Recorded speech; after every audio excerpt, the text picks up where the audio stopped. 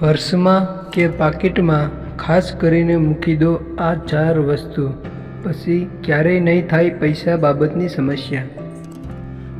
અને એવી વસ્તુ કે જે આપણા પર્સમાં ભૂલથી પણ રાખવી ના જોઈએ, બાકી આવી શકે છે સમસ્યા. તો નમસ્કાર દોસ્તો, આપ સૌનું સ્વાગત છે આપણી YouTube ચેનલમાં.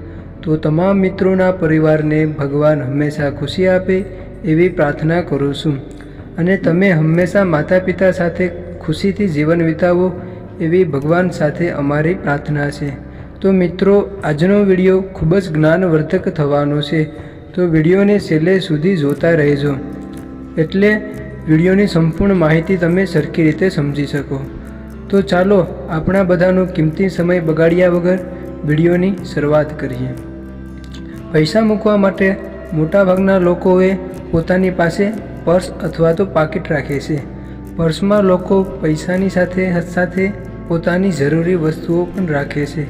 કેટલાક લોકોની ફરિયાદ હોય છે કે વર્તમાન દિવસોમાં પૈસાની ખૂબ વધુ ખર્ચ થઈ રહ્યા છે, આવક ઓછી થતી જઈ રહી છે.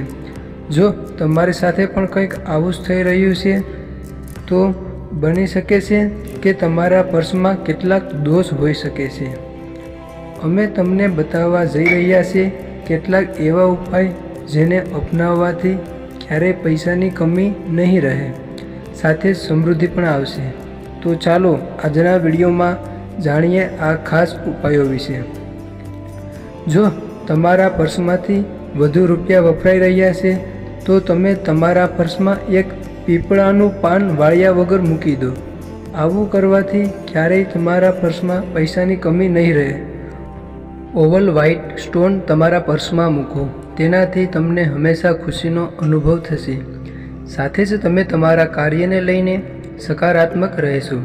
જો તમે ખુશ રહેશો તો તમારો પ્રોગ્રેસ થવો ચોક્કસ છે. તમારા પર્સમાં વિષમ સંખ્યામાં ગોમતી ચક્રને મૂકો, તેનાથી તમને ક્યારેય પૈસાની સમસ્યા નહીં થાય. તમે માનસિક રૂપથી પણ મજબૂત રહેશો. ભવિષ્યમાં પણ તમારી આર્થિક સ્થિતિ સુદૃઢ રહેશે.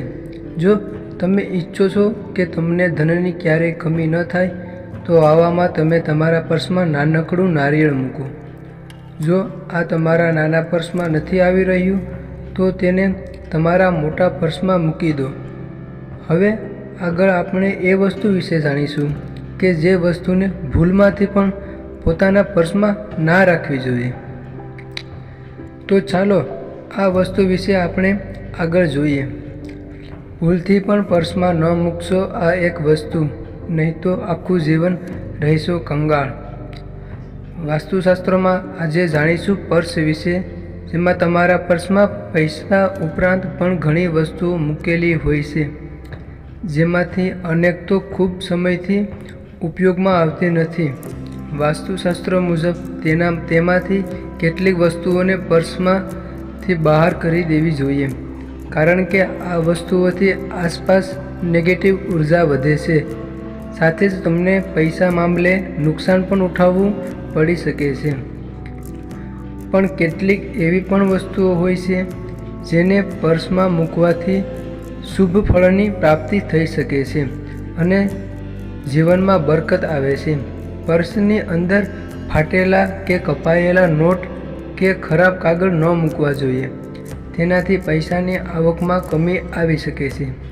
પર્સ જેટલું સ્વચ્છ હશે અને તેની અંદર મૂકેલી વસ્તુ જેટલી વ્યવસ્થિત હશે, એટલું જ સારું ગણવામાં આવે છે.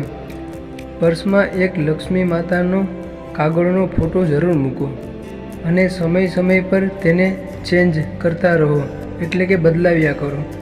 તેનાથી તમારું પર્સ ક્યારેય ખાલી નહીં રહે. આ ઉપરાંત તમે એક શ્રી યંત્ર પણ મૂકી શકો છો, કારણ કે આ પણ એક લક્ષ્મીમાનું રૂપ જ છે. તો આ વિડીયોનો અંત કરતાં હવે જે કોઈ મિત્રો આ વિડીયો વિશે કંઈ કહેવા માગતા હોય, તો વિડીયોને કોમેન્ટ બોક્સમાં જરૂર બતાવતા જજો.